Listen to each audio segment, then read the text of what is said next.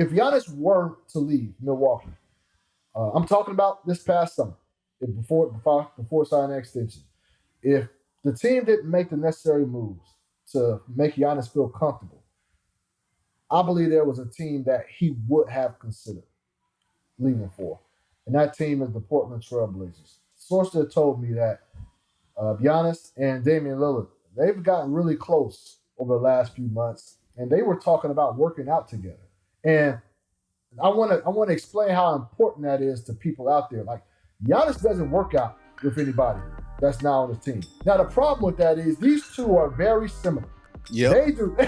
They are very similar. They are not trying to leave, go somewhere else, form a super team. They don't believe in that. They want to do it their way. But I think the unique thing now, this is not happening.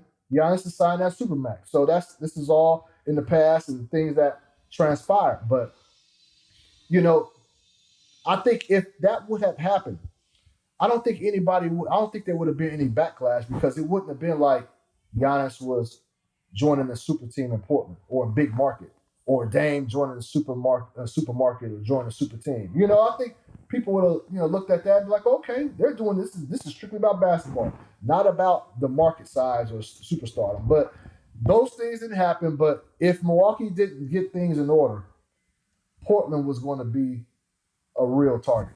I mean, think about it like this, Chris.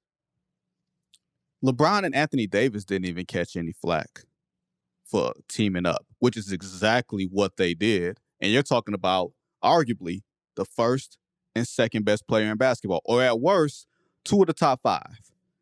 You know what I mean? And nobody said boo about that. And they teamed up in LA. They teamed up in the number one place that guys could team up in. And I think what we've seen, Chris, and you can agree with me or not, what we've seen over the past couple years, starting back with Kevin Durant, is guys like being in charge. You want to team up, but I think guys like being the kings of their castle. Who was going to say, you know what, I'll come to where you are?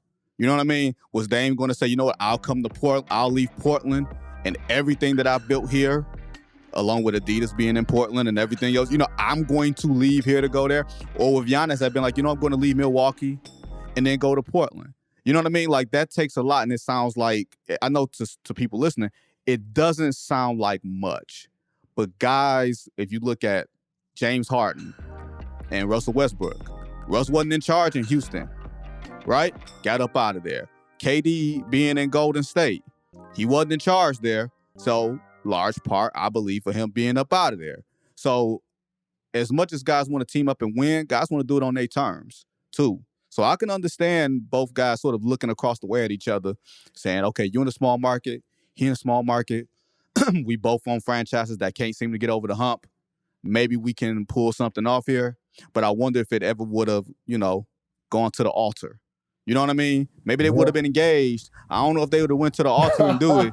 I don't know if you're going to say I do. And when you got to sacrifice and say, all right, this ain't my squad no more. You know what I'm saying, Chris? Yeah. But those are two. Like, I hear what you're saying. We'll never know. But those are two guys who really don't have that big of an ego.